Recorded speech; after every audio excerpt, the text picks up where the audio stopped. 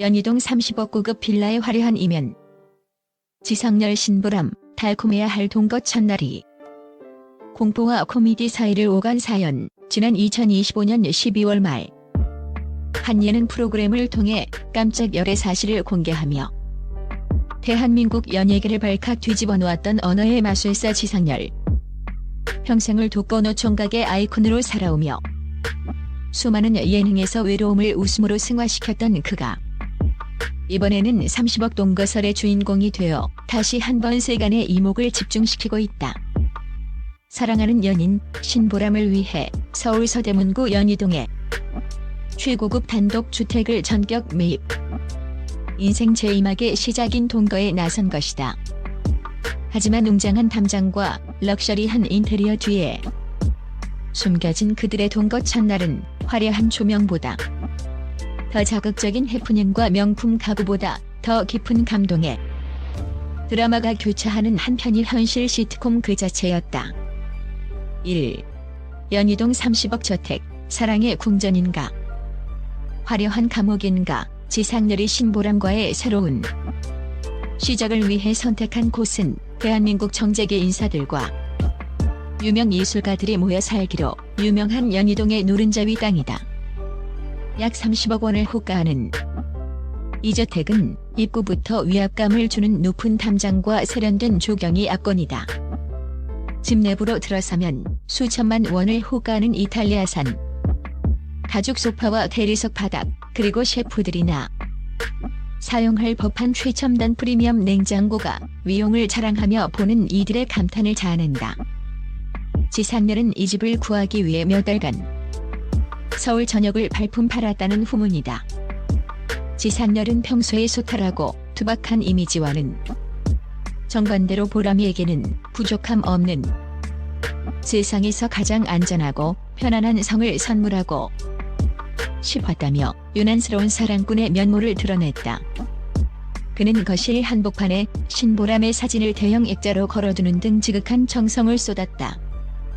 그러나 부동산 전문가들은 너무 급하게 마련한 화려한 공간은 오히려 두 사람의 관계에 예상치 못한 부담이나 심리적 거리감을 줄 수 있다는 우려를 내놓기도 했다. 그리고 그 우려는 동거 첫날 아침 아주 사소한 주방의 해프닝에서부터 기묘한 균열을 일으키며 현실로 다가왔다. 2. 계란말이가 아니라 계란 된장국? 지상렬의 파괴적인 요리 철학 동거의 설렘이 가득했던 첫날 아침. 지상렬은 잠든 연인을 깨우지 않고 조용히 부엌으로 향했다. 국민 독거남 시절 배달 음식으로 연명하던 그는 이제 사랑하는 사람을 위해 직접 앞치마를 둘렀다. 메뉴는 한국인의 소울푸드인 고소한 된장찌개와 노란 계란말이. 하지만 문제는 지상렬의 파괴적인 요리 감각과 지나친 긴장감이었다.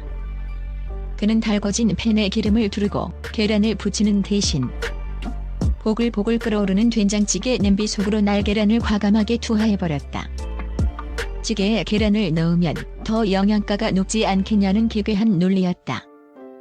이른바 연희동 상위 1%도 본 적 없는 계란 된장탕의 탄생이었다.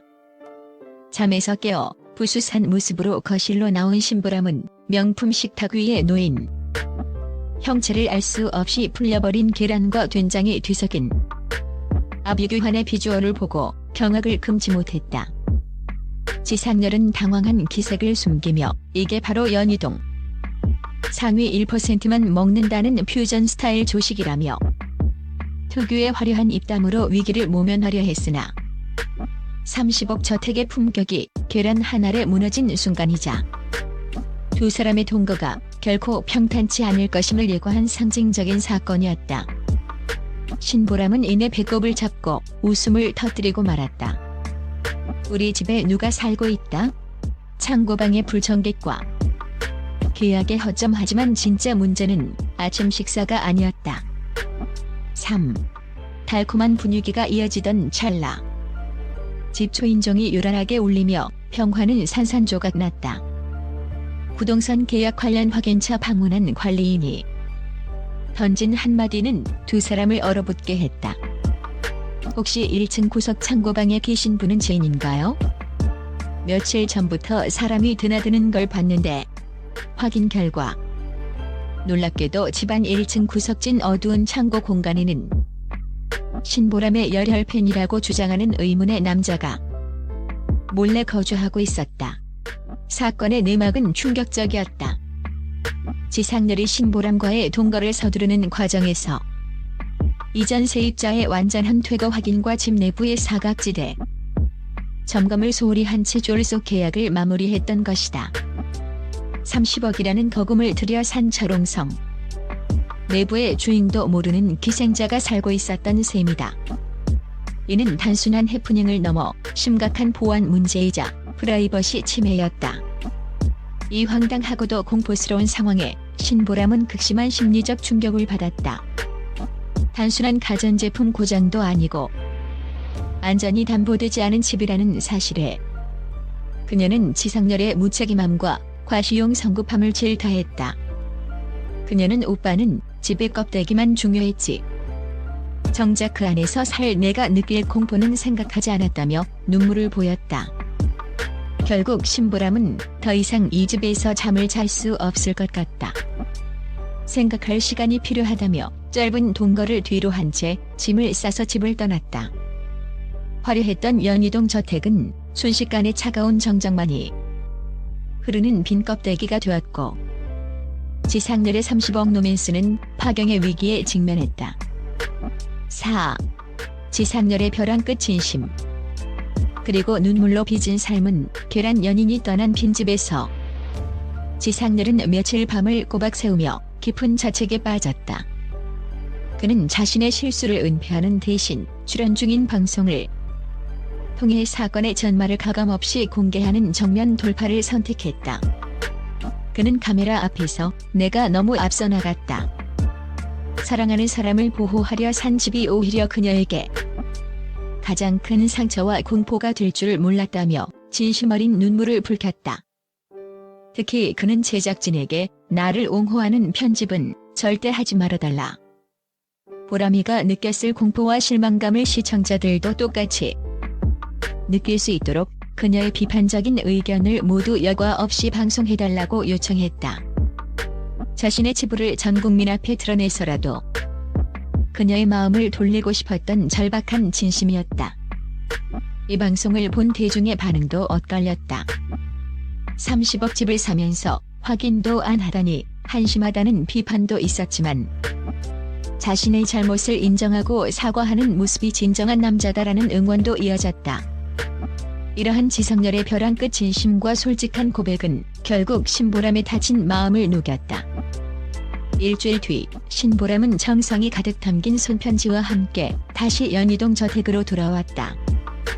편지에는 오빠가 나를 위해 얼마나 노력했는지 이제야 알 것 같다. 30억 집보다 더 중요한 건 우리가 서로의 부족함을 어떻게 채워가느냐인 것 같다.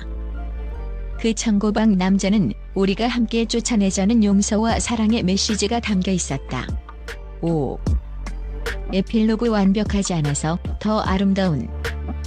둘만의 만찬. 다시 마주 앉은 두 사람의 식탁은 이전보다 훨씬 소박해졌다.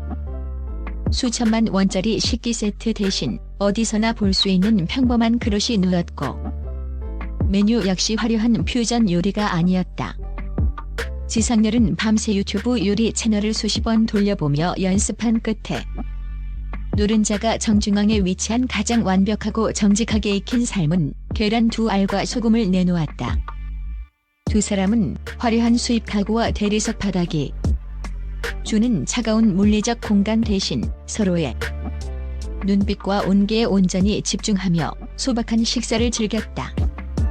지난번의 된장탕과는 비교할 수 없는 발전이었다. 지상렬은 떨리는 손으로 계란 껍질을 까서 신보람에게 건넸고 신보람은 그것을 받아먹으며 환하게 웃었다. 이번 사건은 우리 사회의 집과 동거에 대한 새로운 화두를 던진다. 진정한 행복은 30억 원이라는 숫자가 증명하는 호화로운 성벽 안에 있는 것이 아니라 예상치 못한 불청객과 계약 사고라는 인생의 태풍 속에서도 서로의 손을 놓지 않고 문제를 해결해가는 과정에 있다는 사실이다. 지상렬의 투박하지만 진실된 사랑과 신보람의 현명하고 깊은 포용력이 만들어낸 이 연희동 러브스토리는 이제 화려한 포장지를 과감히 벗어던지고 더욱 단단해진 사랑의 이막을 향해 힘차게 나아가고 있다. 30억 집보다 더 빛나는 것은 결국 그 안을 채우는 두 사람의 진심 어린 대화와 함께 먹는 삶은 계란 하나라는 것을 그들은 몸소 증명해 보였다.